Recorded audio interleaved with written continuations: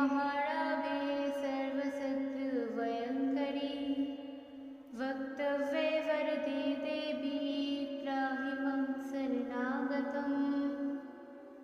ॐ सुरासुराचिते देवी सिद्धगन्धर्वसेविते जड्डपापहरे देवी त्राहि मम शरणागतम्।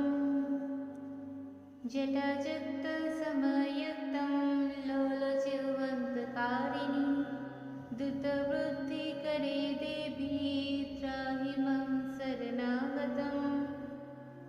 क्षमक्रोधधरे रूपे चण्डरूपे नमस्तुते सृष्टिरूपे नमस्तभ्यं त्राहि मम शरणागतम्।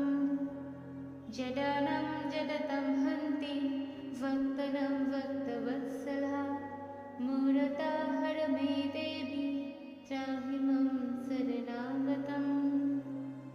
वं ह्रं ह्रं कामये देवी बलिहोमप्रिये नमः उग्रतारे नमः नित्यं त्राहि मम शरणागतम्। बुद्धिं देहि यशो देहि कवित्वं देहि देहि मे मूढत्वं च हरे देवी त्राहि मम शरणागतम्।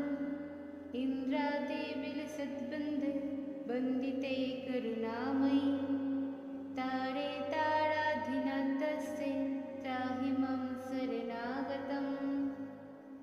अष्टमं च चतुर्दशं नवमं पठे नरः जन्मस्य सिद्धिमप्नोति नात्र कर्यविचारणा।